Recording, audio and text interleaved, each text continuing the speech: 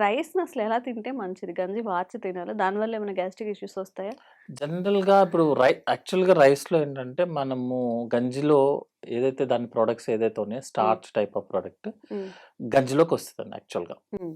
ఇంతకుముందు ఏం చేసేవారు మన పూర్వంలో ఏంటంటే ఆ గంజినేమి పారబోయకుండా హ్మ్.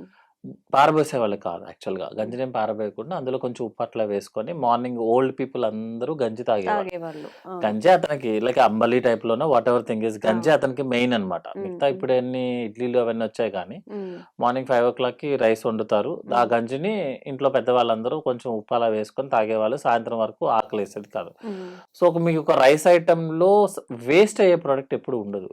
సో, మనం పారబోయటం కరెక్ట్ కాదు. హ్మ్. అట్లాగని చెప్పి మీరు లేదు గంజి పారబోసేసేసాను అని నేను చెప్పాననుకోండి మేడం యాక్చువల్‌గా. హ్మ్. ఎంతమంది చేయగలం మనం అది యాక్చువల్‌గా. హ్మ్. మీరు రైస్ కుక్కరు కాకుండా సెపరేట్‌గా స్టవ్ దగ్గర నించొని హ్మ్. ఒక 30 మినిట్స్ రైస్ అయ్యేదాకా అది చూసుకొని, ఎప్పుడు గంజి మార్చాలో తెలుసుకొని, మీరు ఆ గంజి తీసుకోగలరా? అంటే యూజర్ లేకపోతే సపోజ్ యూజర్ ఫ్రెండ్లీ లేకపోతే అది వర్కౌట్ అవ్వదు. నేను ఎన్ని అవును. చెప్పినా గూడా. అవును. అవును. కాపోతే జనరల్‌గా ఏంటంటే రైస్‌లో ఉన్న గంజి is always a good one. అది హ్మ్. ఏజ్ ఓల్డ్‌లో ఆల్రెడీ తెలిసిందే అన్నమాట. హ్మ్. హ్మ్. మీరు అదే ప్రొడక్ట్‌ని సూప్ అని చెప్పి హోటల్‌లో తినేది కూడా అదే ప్రొడక్ట్. అదే కదా! హ్మ్. సో, గంజి అనేది ఎప్పుడు మంచిదే. ఓకే. బట్ గంజి ఆ రైస్‌లో ఎలక్ట్రికల్ కుక్కర్ అంటే ఆబ్వియస్‌లీ ఆ రైస్‌లోనే ఉండిపోతదది. హ్మ్. హ్మ్. ఎవాపరేట్ అవ్వదు గదా! ఎట్లాగో హ్మ్. ఆ రైస్‌లో అందులోనే ఉండిపోతది. హ్మ్. సో,